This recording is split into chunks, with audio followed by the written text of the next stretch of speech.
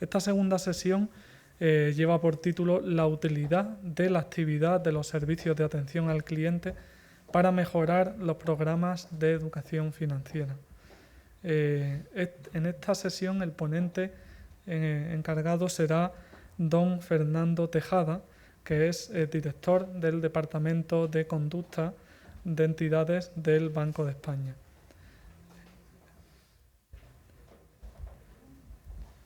A continuación vamos a conectar con don Fernando.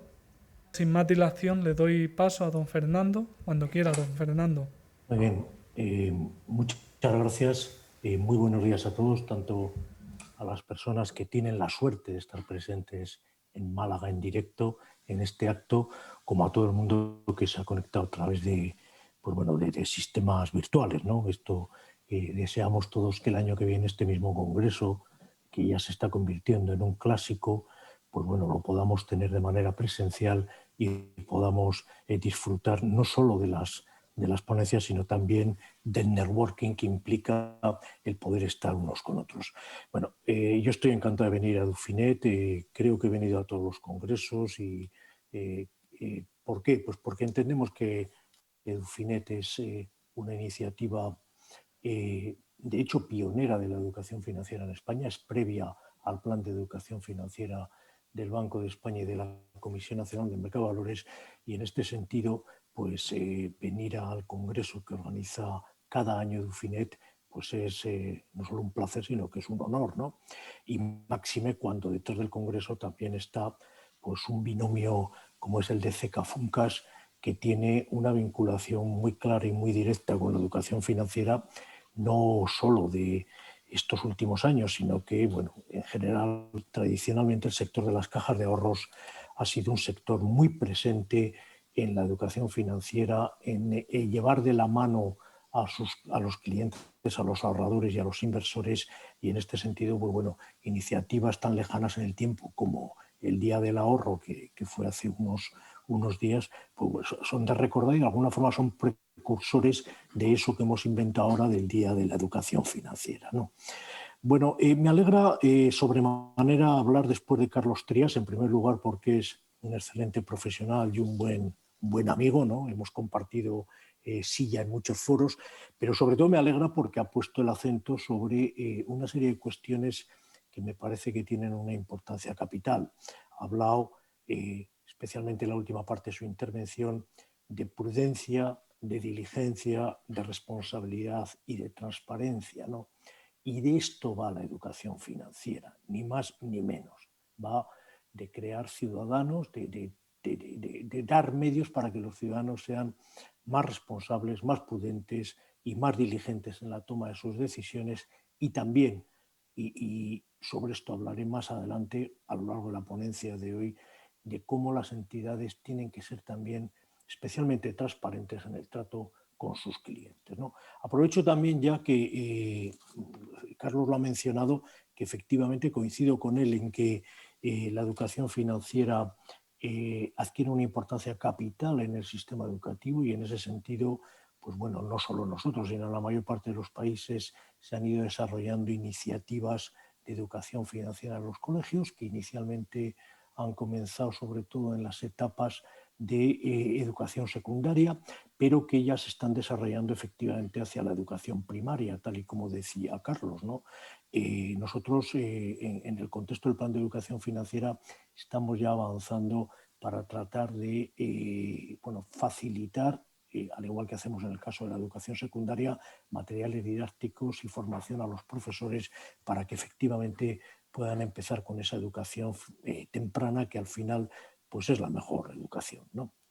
Dicho esto, y antes de entrar en el meollo de mi presentación de hoy, que luego me apoyaré en una presentación de estas de PowerPoint, sí quería inicialmente detenerme un momento en las razones por las que un banco central o un supervisor le está dando tanta importancia a la educación financiera, algo que está ocurriendo no solo en España, sino que también ocurre en muchas otras jurisdicciones, lo vemos prácticamente en todos los países. Bueno, el Banco de España es un banco central todos ustedes lo saben, y los bancos centrales pues, han tenido siempre, la mayor parte de ellos por lo menos, una vis académica, una vis de relación con la universidad y con el mundo de la investigación que, bueno, que está implícita pues, en el tipo de funciones que tienen, que requieren pues, un análisis económico y un aparato estadístico bastante potente para poderlo sustentar, ¿no? Es decir, para la consecución de sus fines,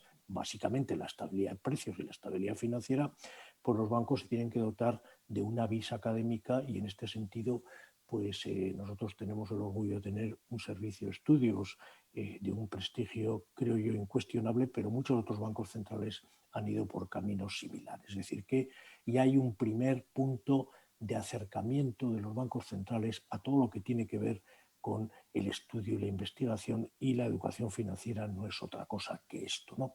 Pero es que además los bancos centrales, desde un punto de vista macroeconómico, tienen que, como decía, fomentar la educación, la estabilidad financiera, y en este sentido tiene bastante importancia que que los flujos financieros de la economía discurran por cauces, digamos, de normalidad, ¿no? Y en este sentido, pues es importante que los ciudadanos sean capaces de generar un ahorro que a su vez el sistema bancario convierta bueno, en crédito para desarrollar el sistema económico y para facilitar la vida de las empresas, ¿no? Esto nos lleva de nuevo a la educación financiera, en el sentido de que bueno, pues, el ahorro y la previsión son dos piezas claves de esta educación, ¿no? Pero es que además nosotros somos un supervisor, ¿no? Y un supervisor financiero, como hay otros en España, como hay otros en otros países, también tiene que velar por la estabilidad de las propias entidades bancarias, ¿no? En nuestro caso bancarias, bueno, en el caso de otros supervisores serán otro tipo de entidades, ¿no?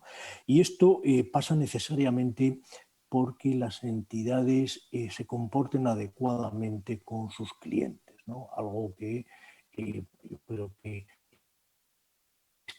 en el negocio bancario, insisto, lo he dicho antes, que en el mundo de las cajas de ahorros el cliente ha sido siempre un elemento importantísimo del negocio, y el cliente, entendiendo el cliente como la persona a la que se ofrecen una serie de productos y servicios con estabilidad en el tiempo, ¿no? Porque al final, bueno, pues la estabilidad de la base de clientes en un modelo de banca retail como el que tenemos nosotros constituye un elemento básico de la viabilidad a largo plazo del propio negocio bancario, ¿no? En este sentido, pues todo lo que los reguladores puedan hacer para proteger los intereses de los consumidores de esa asimetría a la que antes Carlos se refería, asimetría informativa, pues está bien, pero es que adicionalmente hay campo para que las propias entidades establezcan mecanismos propios de protección de sus clientes que, insisto, son al final garantía de continuidad y de viabilidad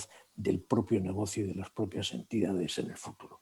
Bueno, en este contexto, ¿no?, de preocupación o de interés de los bancos centrales y de los supervisores por la educación financiera, pues una serie de organizaciones internacionales y principalmente la OCDE han ido marcando pautas sobre bueno, qué debían hacer las autoridades públicas en materia de educación financiera para conseguir de alguna forma canalizar estas ideas y plasmarlas en planes de actuación concretos, ¿no? Y en este sentido, y con independencia de otras iniciativas, insisto, de la Comisión Europea o de otros organismos internacionales, no cabe duda de que el punto de inflexión, el hito principal en este camino lo ha venido marcando la OCDE, que ya en el año 2005 aprobó una recomendación del Consejo sobre educación financiera, recomendación que, como muchos de ustedes sabrán, pues se ha visto renovada precisamente hace unos días, actualizada,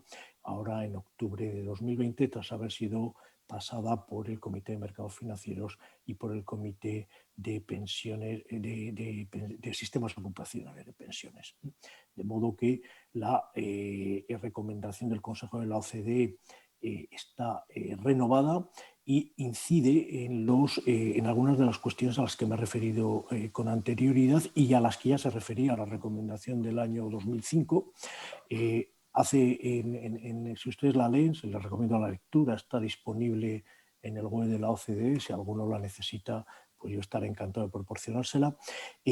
Separa especialmente la recomendación del Consejo en la estabilidad financiera, en el bienestar financiero de los ciudadanos, en el acceso responsable a los mercados por parte de oferentes y demandantes, y en este sentido también recoge algunas de las doctrinas más recientes que estamos viendo en el mundo académico en relación con la corrección de los sesgos cognitivos que tienen que ver con la toma de decisiones financieras, ¿no? Y que lamentablemente en muchas ocasiones están detrás de algunos de los problemas que hemos sufrido estos últimos años. Sobre todas estas cuestiones entiendo que, entiendo no, sé positivamente que se va a hablar a lo largo de estos días, están en el programa a lo largo de esta semana en el Congreso, y quizá no es ahora el momento de entrar en cada una de ellas. La OCDE, según la información de la OCDE, hay 70 jurisdicciones ya en el mundo que tienen estrategias nacionales de educación financiera. Esto es acuerdos de todo tipo, aquí cada jurisdicción es un mundo, acuerdos normalmente de colaboración público-privada, ¿no? Promovidos por ministerios de Economía, ministerios de Educación, ministerios de Consumo, bancos centrales y supervisores financieros, básicamente, pero a los que se han adherido todo tipo de stakeholders del sector público y del privado en cada jurisdicción. Bueno, pues decía que hay 70 jurisdicciones que tienen ya una estrategia nacional de educación financiera. Nosotros somos una de ellas y ahora también mencionaré brevemente este asunto, ¿no? Y bueno, pero es que además de las 70 jurisdicciones en las que hay una estrategia nacional de educación financiera, en la red de educación financiera de la INFE hay nada más y nada menos que 130 jurisdicciones representadas, ¿no? De manera que es de esperar que muchas de estas jurisdicciones que todavía no tienen una estrategia de educación financiera la tengan en un próximo futuro. Quiero también hacer una breve mención sobre la Comisión Europea. Ya ha hablado largo y tendido Carlos, quizá no merezca la pena detenerse más. Está en la agenda de la Comisión Europea la educación financiera, sin duda, como lo está también en la agenda de las autoridades europeas de supervisión. Tanto la EBA como la ESMA e IOPA tienen mandatos específicos sobre educación financiera y bueno, pues realizan acciones concretas de divulgación y de coordinación de actuaciones de educación financiera por parte de sus entidades miembro, que no son otros que los supervisores de todos los países de la Unión. Pero quería también pararme brevemente, porque creo que es más desconocido quizá, y sin embargo yo creo que puede llegar a ser bastante relevante en el próximo futuro, es la creciente preocupación que la educación financiera está también, más que preocupación, perdón, ocupación, que está teniendo en el ámbito del G20, ¿no? En concreto, dentro del Financial Track del G20, que es el track principal, es de donde nació el G20, en el Financial Track, pues hay un grupo específico sobre inclusión financiera, el Global Partnership for Financial Inclusion, que está empezando a producir también, digamos, materiales de intercambio entre autoridades, en este caso en el ámbito del G20, y que está consiguiendo que en los comunicados de las cumbres, no solo de las de los ministros de Economía y gobernadores de los bancos centrales, sino por incluso en los comunicados finales de los jefes de Estado, bueno, pues se vienen recogiendo desde el año de la presidencia mexicana, 2012, se vienen recogiendo sistemáticamente aspectos de educación financiera y de inclusión financiera en los comunicados finales del G20. Yo creo que esto pone de relieve la importancia que está adquiriendo la educación financiera y el esfuerzo que los supervisores y los bancos centrales de todo el mundo, los españoles los primeros, estamos haciendo en esta materia, ¿no? Para terminar esta introducción, no quería tampoco dejar de hacer una pequeña reflexión con respecto a la situación que estamos viviendo. El COVID lo tenemos aquí, ¿no? Ha sido una situación sin duda dramática, lo va a seguir siendo, porque el impacto sobre la economía está todavía por ver cuál va a ser, ¿no? Y esto nos lleva a hacer, y creo yo que nos debe llevar a revisitar las ideas básicas que conforman esas estrategias de educación financiera a las que antes me he referido, ¿no? La educación financiera tiene un elemento muy importante de carácter preventivo, en la medida en que la educación financiera hace de mecanismo de alerta, de mecanismo de concienciación sobre bueno, la importancia que puede tener una gestión responsable de las finanzas, ¿no? En este sentido, creo yo que la situación que estamos viviendo va a poner en valor, de alguna forma, la importancia, por ejemplo, de cosas tan básicas como hacer un presupuesto familiar, ¿no? Algo que es bastante inusual, por desgracia, al menos en España, ¿no? También va a poner en valor la importancia que tiene el sobreendeudamiento, ¿no? La toma de crédito sin estar suficientemente reflexionada, ¿no? Algo que también está aconteciendo estos últimos meses, ¿no? y que nos preocupa. Y en definitiva, pues como decía antes, la importancia de tomarse las finanzas y tomarse la gestión económica de los patrimonios personales, domésticos, de los pequeños negocios, de los pequeños empresarios, de una manera responsable. Y en este sentido, el papel del sistema bancario no cabe duda que va a ser tremendamente importante. Dicho esto a modo de introducción, voy a, si me permiten, pasar a compartir mi pantalla. Espero tener más éxito que Carlos, aunque por edad seguramente sea igual de incapacitado digital que él. No sé, entiendo que se ve la presentación. Yo voy a referirme hoy a una herramienta singular que tienen las entidades bancarias, las entidades financieras para, en fin, atender a sus clientes. Son los servicios de atención al cliente, son un tipo de servicios que habitualmente se relacionan casi exclusivamente con la función de atención de reclamaciones. Esto está bien que sea así y va a seguir siendo así, no va a cambiar, pero bueno, entendemos desde el Banco de España que quizá tengamos la posibilidad de explotar los servicios de atención al cliente para otras funciones distintas muy relacionadas con la educación financiera.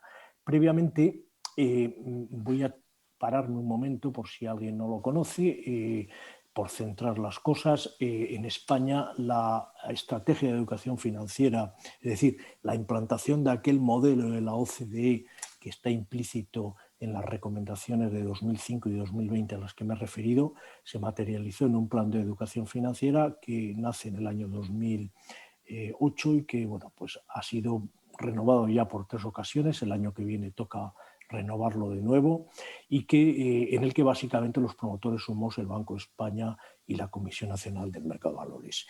Tengo que decir aquí, y creo que lo he dicho antes, pero me parece que es bastante importante señalarlo, que no somos, este plan de educación financiera no es el pionero de la educación financiera en España, sino que ese honor le corresponde al sector de las cajas de ahorros y en ese sentido las iniciativas de CECA y de Dufinet son previas a la nuestra. Yo creo que eso demuestra, como decía antes, la importancia que siempre este sector le ha dado a la educación financiera y a la relación con los clientes. En cualquier caso, nuestra iniciativa sí que se configura como Estrategia Nacional de Educación Financiera, en la que, por supuesto, FUNCAS, CECA, pues están adheridos casi desde el principio y además son uno de los socios más activos del grupo de colaboradores al que ahora me voy a referir muy brevemente. Por cierto, aprovecho ya para presentar en público, no sé si lo habíamos hecho, el nuevo logo de Finanzas para Todos. Hemos tratado de darle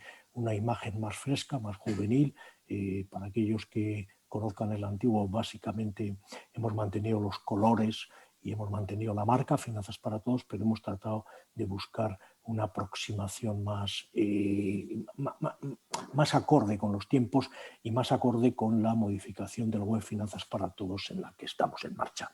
Como decía, el proyecto es una estrategia nacional de educación financiera y como tal pues tenía que transitar por un camino por el que pudiéramos ir no solo el Banco de España y la Comisión Nacional del Mercado de Valores, sino otros colaboradores y en concreto pues buscando pues una capilaridad que nosotros por desgracia pues no tenemos porque como ustedes saben la red del Banco de España es muy limitada en cuanto a puntos de presencia física, la de la CNMV incluso lo es más y bueno, pues necesitamos llegar a sensibilidades sociales, a localizaciones geográficas que de otra manera sería imposible alcanzar, y en este sentido tampoco estamos innovando nada, porque esto es algo que está implícito en las recomendaciones de la OCDE, ¿no? El buscar modelos de colaboración pública-privada precisamente para buscar esta capilaridad.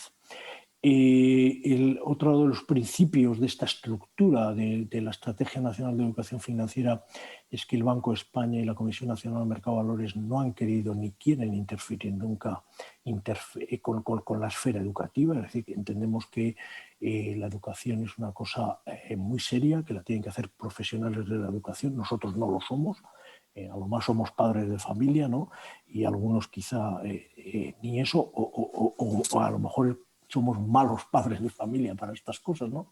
Entonces, entendemos desde el Plan de Educación Financiera que la responsabilidad sobre la educación en los colegios especialmente tiene que recaer sobre el sector educativo, y en este sentido la aproximación que hacemos a los colegios y en la educación secundaria, en la formación profesional a las que antes me he referido, y en la educación primaria cuando la culminemos, ¿no? Y como decía, estamos en ello, pues es siempre a través de las autoridades educativas, por supuesto las administraciones, tanto el Ministerio como las consejerías de educación, y los profesionales del sector, ¿no? En el sentido de que lo que estamos haciendo en el Plan de Educación Financiera es promover materiales, facilitar apoyos y recursos didácticos, dar formación al profesorado, etcétera, pero insisto, sin interferir en la esfera educativa y sin entrar, por decirlo de una manera llana, en los colegios a dar clase ni a impartir conocimientos de ningún tipo. La educación financiera, por cierto, en los colegios además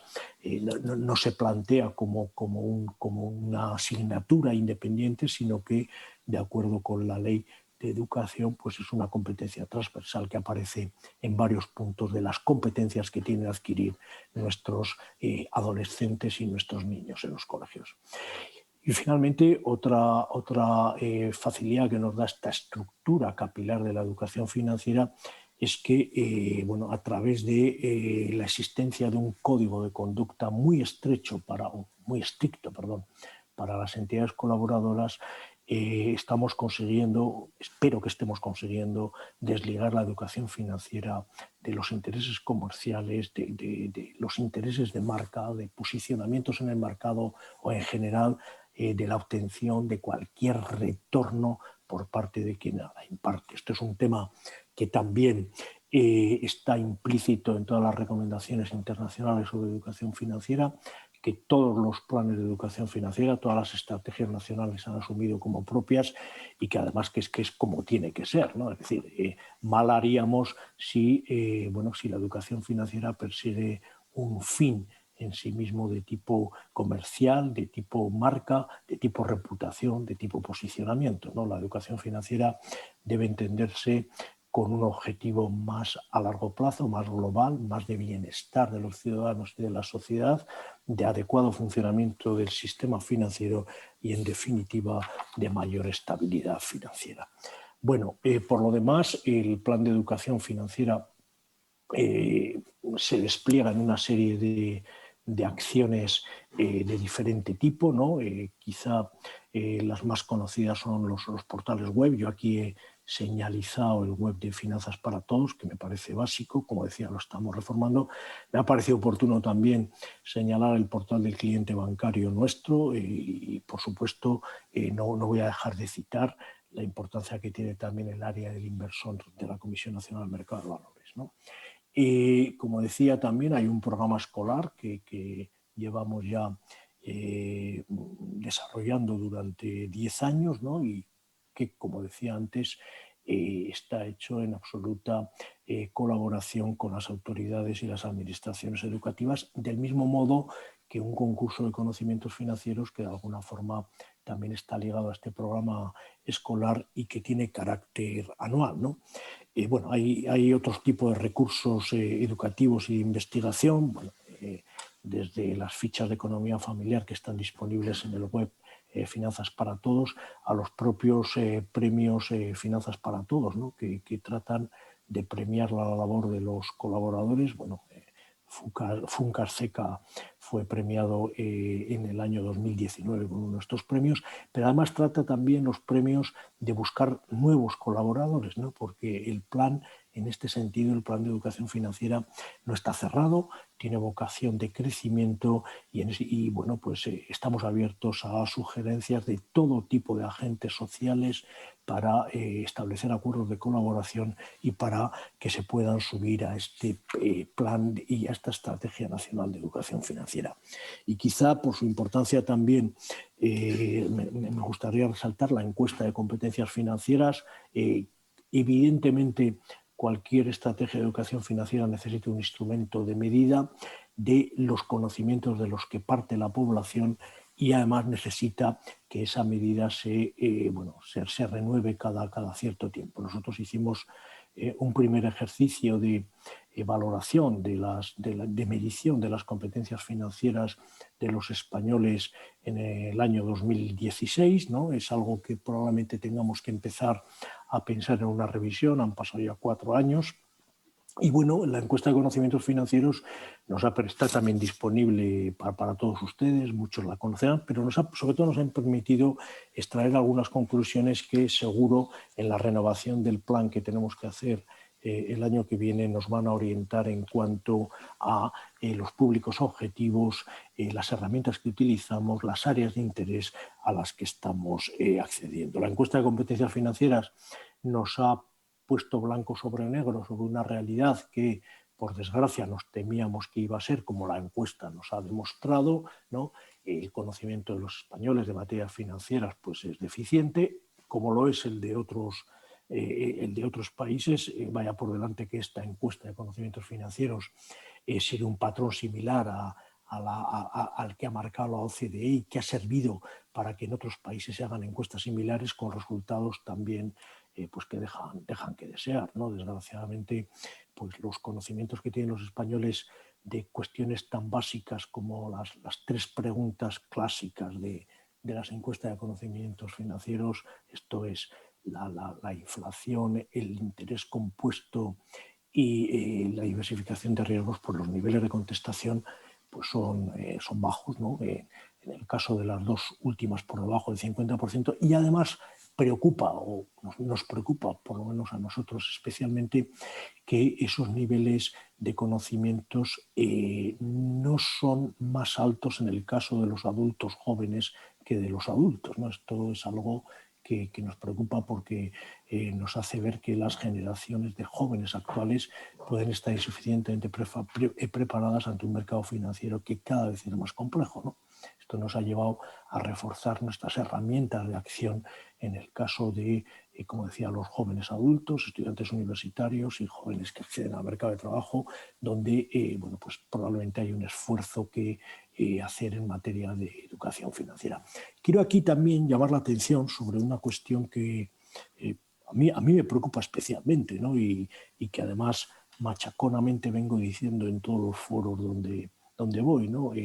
En mi responsabilidad de director del Departamento de Conducta de entidades del Banco de España, bueno, pues tenemos que lidiar con, en el ámbito de las reclamaciones, por ejemplo, con los problemas de sobreendeudamiento, ¿no? Esto es algo que, insisto, nos preocupa mucho y que ha llevado a que se haya endurecido la regulación sobre la evaluación de la solvencia de los clientes bancarios. Hay, por ejemplo, pues tienen ustedes la reciente modificación de la orden de transparencia para elevar los requisitos en este sentido en el caso de un producto tan concreto como la tarjeta revolving, que está muy ligada a procesos de sobreendeudamiento. Bueno, y esta preocupación por el sobreendeudamiento me lleva a tener una preocupación muy seria por la segunda de las preguntas de la encuesta, ¿no? Que es la que hace mención o la que se refiere al conocimiento sobre el efecto pernicioso que puede tener el interés compuesto sobre el endeudamiento, ¿no? Algo que creo yo que arranca de un déficit de conocimiento en los colegios sobre el efecto de la progresión geométrica y que bueno, pues estamos empeñados en tratar de bueno, hablar con las autoridades educativas para ver si en los contenidos de matemáticas sobre todo de secundaria y de bachillerato, podríamos buscar mecanismos para que garanticen que de alguna forma todas las personas que pasan por la ESO pues acaban conociendo bien lo que es una progresión geométrica y los efectos que eso puede tener, ¿no? Bien, y bueno, dejo para el final un elemento también clave del plan de educación financiera, que es el Día de la Educación Financiera, que se celebra el primer lunes de octubre de cada año. Saben ustedes que octubre es el mes del ahorro, ¿no? De hecho, el 31 de octubre es el Día Mundial del Ahorro. Bueno, pues antes me he referido a él, desde ese espíritu que han tenido siempre las cajas de ahorros de fomento del ahorro y de la previsión. Bueno, nosotros hemos retomado un poco esa idea en el Día de la Educación Financiera. Es más amplio, no pretende ser un día del ahorro, ni mucho menos, sino pretende ser un día de concienciación sobre la importancia que tiene el elemento financiero en nuestras vidas. La idea es que, como decía al principio, los ciudadanos tomen conciencia de que cada paso que dan en la vida tiene un componente financiero que hay que valorar, que hay que meditar, que hay que asumir, y bueno, pues es lo que nos toca en el mundo en el que vivimos, en el que bueno, pues muchos servicios básicos es difícil eludir el sistema financiero, ¿no? Yo siempre digo que cuando uno va a comprar un teléfono móvil y a darse de alta de una línea de teléfono móvil, lo primero que te piden es una cuenta bancaria, ¿no? Antes que el carnet de identidad, antes que, en fin, que la modalidad que quieres de teléfono, etcétera, lo primero que te piden es una cuenta bancaria, ¿no? Es el ticket de entrada a la provisión de un servicio tan básico como puede ser el de la comunicación personal, y esto ocurre en el ámbito pues, no solo de las telecomunicaciones, pasa en el ámbito de los suministros o prácticamente en cualquier ámbito de la vida, ¿no? Entonces, el Día de la Educación Financiera tiene esta finalidad de concienciación y de llamar la atención sobre la importancia de las finanzas. Este año especialmente, en el que, bueno, pues por el impacto que ha supuesto la pandemia, pues nos parecía que efectivamente hablar de responsabilidad, de finanzas responsables era importante, y en torno a este lema de finanzas responsables, finanzas para todos, giraron todas las actuaciones del Día de la Educación Financiera. Bueno, aunque les parezca mentira, esto es la introducción a mi presentación, pero es una introducción intencionadamente larga porque creo, disculpen, creo que permite entender mejor de qué voy a hablar a continuación y contextualizar mejor la importancia que puede tener las entidades bancarias y especialmente sus servicios de atención al cliente para solventar algunas de las cuestiones a las que me he referido antes, ¿no? Para solventarlas o abordarlas, ¿no? Entonces, las entidades financieras, pues no cabe duda de que atesoran un importante conocimiento financiero, ¿no? Esto es una cosa obvia. Y como he dicho, por otro lado, tenemos que en fin, los españoles tienen un conocimiento bajo de finanzas y, bueno, insisto en que es una cuestión, una característica que no solo ocurre en España, que ocurre también en otros países. Bueno, y esto produce, pues efectivamente, una asimetría de información, y una asimetría de información que en determinados momentos pues, puede derivar en situaciones de inestabilidad del mercado, ¿no? Y bueno, pues en este sentido, pues quizá algunos de los episodios recientes que hemos vivido en el mercado de productos y servicios financieros, pues tienen que ver con esta asimetría de información, no cabe duda, ¿no? No es que todo tenga que ver con esto, pero probablemente parte sí que puede haber tenido esta causa, ¿no? En este sentido, bueno, pues los supervisores nos planteamos que, como decía al principio, tenemos algo que hacer, ¿no? ¿Y por qué? Pues porque las propias entidades son las que tienen interés en tener unas relaciones financieras y digamos, con sus clientes, pues, que sean equilibradas, que sean transparentes, que los ciudadanos sean responsables de lo que hacen y que además sean pacíficas, ¿no? Porque, en fin, un clima, digamos, de paz en las relaciones entre las entidades y sus clientes, pues en definitiva deriva en una reducción de la conflictividad y, como decía también al principio, en una, de alguna forma, mejor pervivencia de las entidades bancarias y del negocio bancario en el tiempo, ¿no? En este sentido, como decía, la educación financiera tiene bastante que ver con la supervisión de conducta, ¿no? Al final, no dejan de ser dos caras de la misma moneda, son dos procesos convergentes y, de hecho, y no solo es nuestro caso, en la mayor parte de los supervisores del mundo, pues las tareas de educación financiera y las tareas de supervisión de conducta de las entidades están pues en departamentos similares, en áreas similares, etcétera. Es nuestro caso, el Departamento de Conducta de Entidades del Banco de España se llama así, Departamento de Conducta de Entidades, y una de las tres divisiones que tiene es la de educación financiera, ¿no? O sea que realmente se trata, como digo, de procesos que están muy próximos, porque al final el objetivo de ambos procesos, el de la conducta y el de la educación financiera, es el mismo, es generar confianza, generar responsabilidad en la adquisición y venta de productos financieros, de manera que se cree digamos, un ecosistema minorista en el que predomine la estabilidad, que al final pues es la mayor garantía de la pervivencia de las entidades a largo plazo y de la estabilidad en la prestación de servicios financieros y de pago para los clientes, ¿no?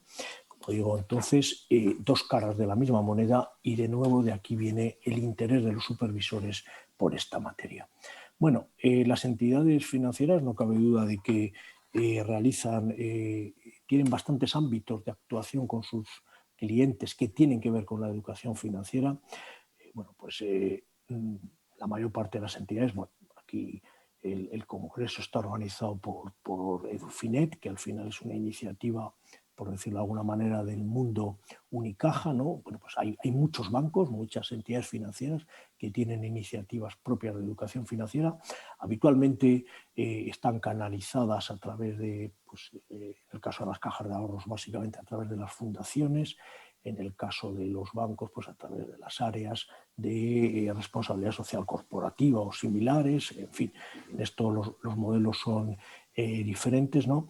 Y bueno, pero sí que en la mayor parte de las entidades financieras españolas y europeas, pues encontramos iniciativas de educación financiera pues perfectamente homologables con los principios generales a los que me refería de los organismos internacionales, y que algunas de ellas tienen cabida en el plan en función de cómo esté solventado la cuestión de la incompatibilidad con el código de conducta a la que me refería también al principio.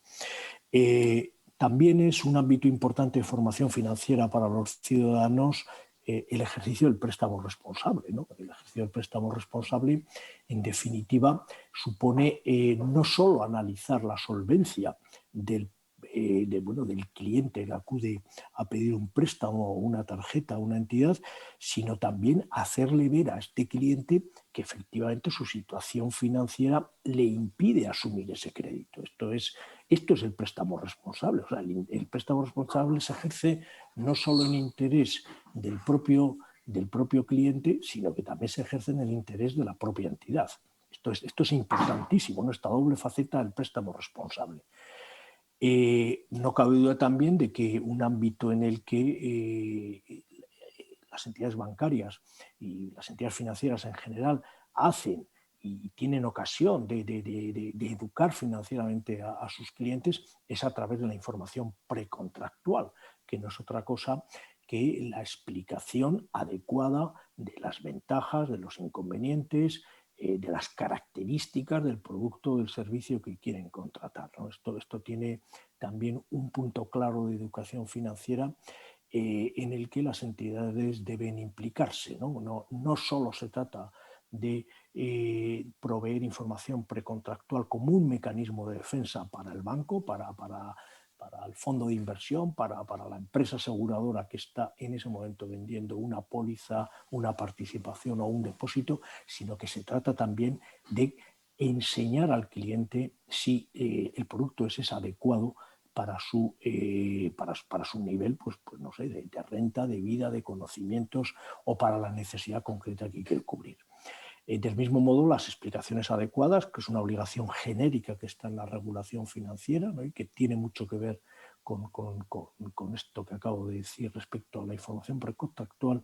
Y finalmente, y aquí quiero también señalizar especialmente la importancia que tiene la formación del personal de ventas, ¿no? Porque al final, pues efectivamente, el ejercicio del préstamo responsable, la información precontractual, la provisión de explicaciones adecuadas, no serían nada si no somos capaces, si las entidades financieras no son capaces de formar adecuadamente a su personal de ventas. Bueno, todo esto tiene bastante que ver con la actividad del servicio de atención al cliente, ¿no? Porque al final los servicios de atención al cliente, que en un principio están configurados como organismos para resolver reclamaciones, inicialmente nacen así y así están configurados, insisto, en la normativa aplicable, ahora la veremos muy brevemente, pero bueno, la función básica de los SACs, digamos que se amplía, porque precisamente tienen que resolver teniendo en cuenta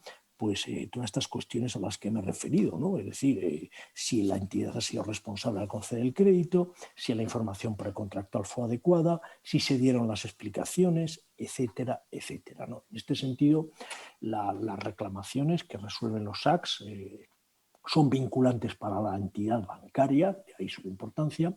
Deben aplicar criterios de independencia y autonomía, los SACs, para eso tienen una configuración especial en la norma y para eso tienen un tipo infractor específico, tanto en el ámbito de los mercados de valores como en el ámbito de los servicios bancarios y de pago, para que actúen con independencia y autonomía, y además en su resolución tienen que ser didácticos por norma, tienen que preservar la confianza del cliente y además tienen un deber de informar a la entidad, de retroalimentar sobre aquellas reclamaciones en las que se detectan pues, cuestiones que tienen que ver con el diseño de los productos, con cómo se están vendiendo, con los errores de comprensión que tienen los clientes, etcétera. Tienen que hacer, como pongo aquí, una rendición anual de cuentas al órgano de administración de la entidad, que debe alertar sobre incidencias y problemas con productos y servir de detección anticipada de incidencias para remediarlos. Es importantísima la función que señalo en este último punto, la alerta temprana, ese mecanismo de detección de problemas que pueden sufrir las entidades en la comercialización de sus productos, que muchas veces pues, pueden venir de un defecto en el diseño del producto o en los canales de venta que se han utilizado, en los públicos objetivos que se han definido o en los mecanismos, pues no sé, de publicidad y de difusión que se están utilizando.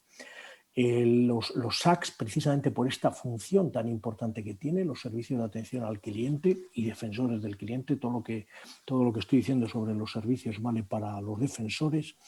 Tenemos un control supervisor muy estricto precisamente por la relevancia que tienen los servicios de atención al cliente.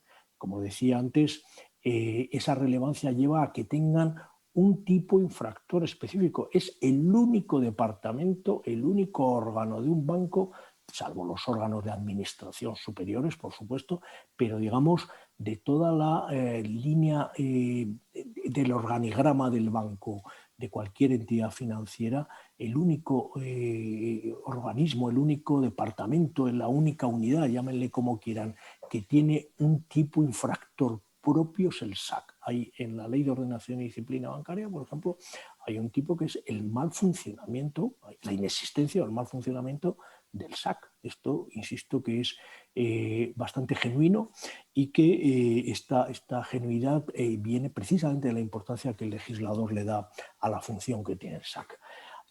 Los SAC están regulados por una orden pues, del año 2004, ¿no? Que obliga a tener un reglamento de funcionamiento que debemos verificar los supervisores, CNMV, Banco de España o Dirección General de Seguros, del mismo modo que tenemos que verificar la designación de los titulares de este departamento, de este servicio de atención al cliente, que además tienen que cumplir determinados requisitos de idoneidad singular. De nuevo, una obligación un poco genuina para los SACs.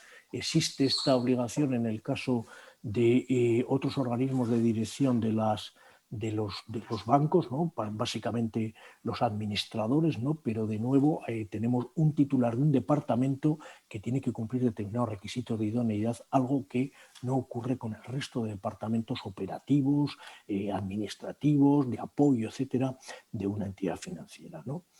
Los SACs están obligados a darnos cuenta a los supervisores sobre su actividad.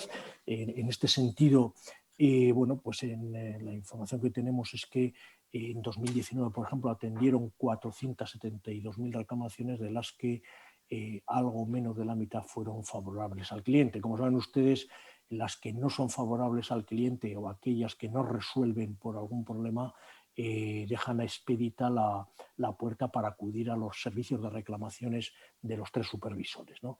Entonces, pues una buena parte de las reclamaciones que en segunda instancia atendemos, pues, por ejemplo, en el servicio de reclamaciones del Banco de España, vienen de aquí. Como decía, hay una infracción tipificada por mal funcionamiento del SAC, y también, y esto es una cuestión importante y además que quería recalcarla, tenemos unos criterios supervisores publicados, ¿no? Sobre cómo tienen que ejercer su función los servicios de atención al cliente, y además esto se va a convertir en una guía supervisora. Es decir, hasta ahora era una publicación simplemente, digamos, por decirlo con unas palabras sencillas, eran unas buenas prácticas para los servicios de atención al cliente, publicadas por nosotros, por Banco de España. A partir de probablemente la primavera del año que viene sea una guía supervisora que nos permitirá, pues, hacer determinadas exigencias en el ámbito supervisor e imponer también medidas correctoras en el caso de su incumplimiento. Bueno, voy a ir ya porque creo que estoy un poquito casi sobre el tiempo. Me quedan un par de diapositivas y quería, pues, llamar la atención sobre un par de cuestiones que yo creo que son importantes. La primera es cómo puede materializarse la función formativa del SAC, ¿no? Bueno, en primer lugar, la emisión de pronunciamientos didácticos, ¿no? Los SACs tienen que hacer una labor. Yo creo que nosotros también en el servicio de reclamaciones la tenemos que hacer, vaya por delante, pero tenemos que hacer un esfuerzo de explicar las cosas de una manera más clara, más concisa, ¿no? Tenemos que... los SACs tienen que ser conscientes de que las personas que leen sus resoluciones, pues muchas veces adolecen de esa asimetría de información, son víctimas de esa asimetría de información a la que nos hemos referido antes, y por tanto que la claridad en los pronunciamientos, la concisión en los pronunciamientos es básica. Una segunda pata importantísima es la formación de los empleados de la entidad, ¿no? Esto es no solo del SAC, sino de los empleados de toda la entidad. En este sentido, el SAC tiene como papel fundamental el transmitir a la organización criterios para que los empleados de las redes comerciales puedan relacionarse de una manera más transparente con sus clientes. La formación es importantísima, la formación de la plantilla del SAC, sin ninguna duda, pero es que además es importantísima la labor que tiene que hacer el SAC para orientar la formación de las redes comerciales. Esto colaborará a la mejora de la atención al público en los puntos de atención o en los canales telefónicos, ¿no? Y además, pues probablemente permita mejorar la calidad de la información precontractual, la calidad de las explicaciones adecuadas, que sistemáticamente suelen ser problemas que luego aparecen en las reclamaciones. Y luego, en tercer lugar, importantísima también la función formativa del SAC hacia la propia dirección de la entidad, no solo hacia los empleados, sino hacia la propia dirección, en el sentido de que el SAC debe tener una vía directa con el órgano de administración para identificar y abordar problemas sistémicos y recurrentes. Como decía, el SAC no deja de ser un mecanismo de alerta temprana que permite detectar dónde están los problemas en el diseño de productos, y en este sentido incorporar al SAC de la entidad, a los comités, como se llamen, de nuevos productos, de marketing, etcétera, me parece que es algo tremendamente importante, ¿no? Para fijar el diseño, los públicos objetivos, los mecanismos, los canales de venta, para fijar, no sé, la publicidad de apoyo, para fijar incluso los incentivos de la red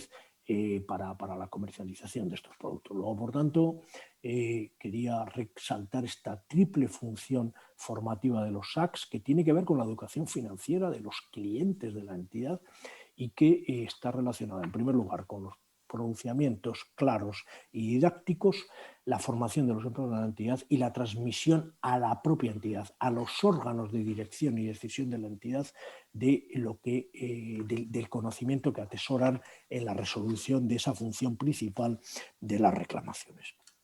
Bueno, en definitiva, ya con esto voy a terminar. Lo que estamos aquí es en presencia de un órgano, como es el SAC, que tiene experiencia, que tiene conocimientos y que tiene independencia, ¿no? Y que además por ley tiene que funcionar con autonomía, ¿no?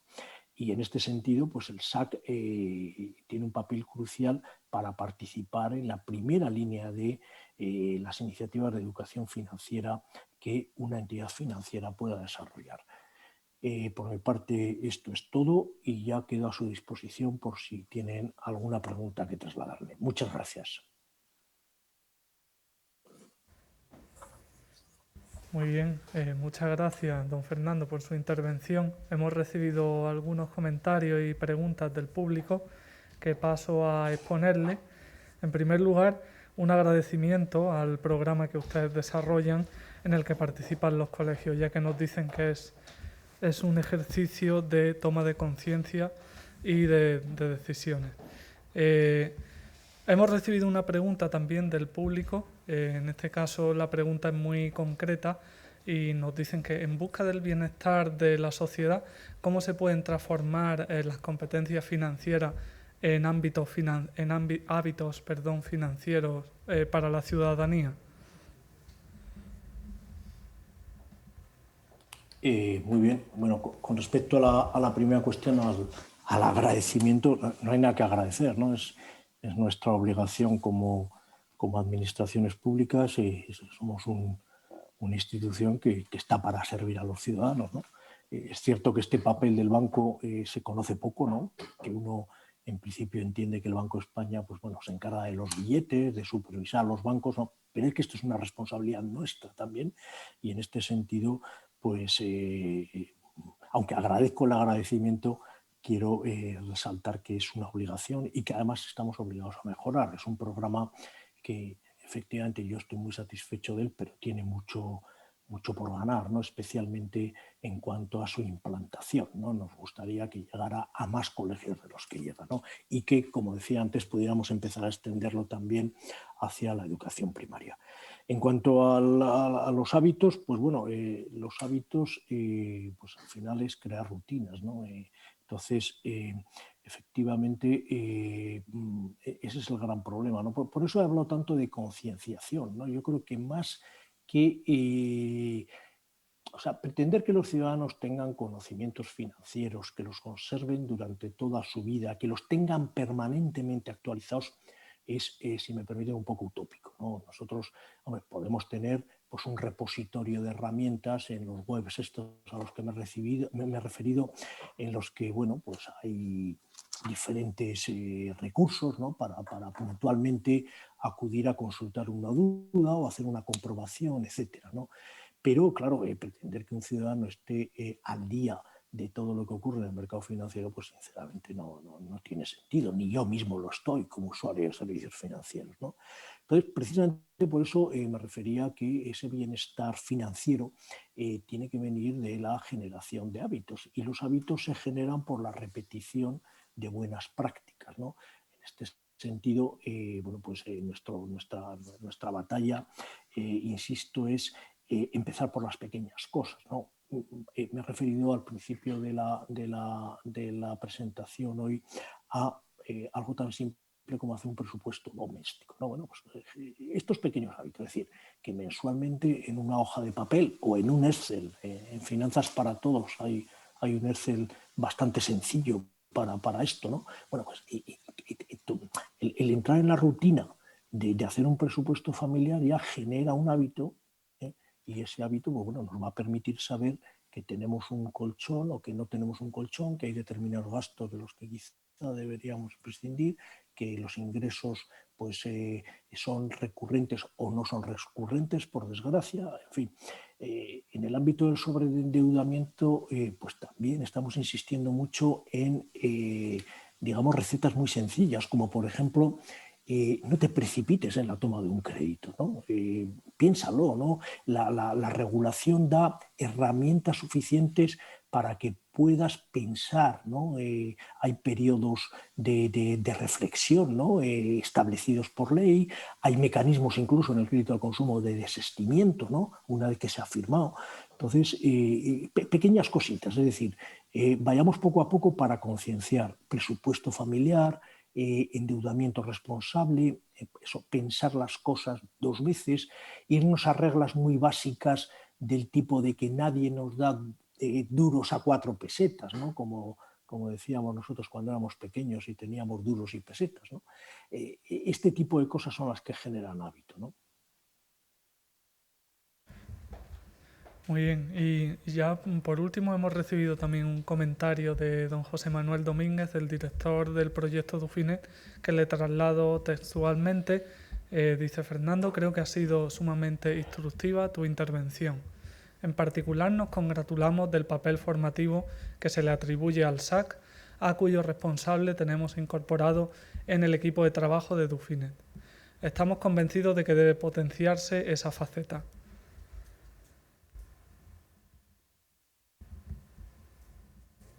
Sí, bueno, Bien. son ocasiones, y sin duda es un aspecto importantísimo. Soy consciente de que Unicaja es una de esas entidades en las que afortunadamente el SAC está implicado en los programas de educación financiera, ¿no? Esto vaya por delante que yo creo que en este sentido estamos avanzando bastante, ¿no? O sea que en los últimos 8 o 10 años se ha incorporado crecientemente los SACs de las entidades pues, a los programas de educación financiera y, como decía también en la presentación, a los comités de producto, a los comités de marketing, etcétera, de una manera bastante generalizada.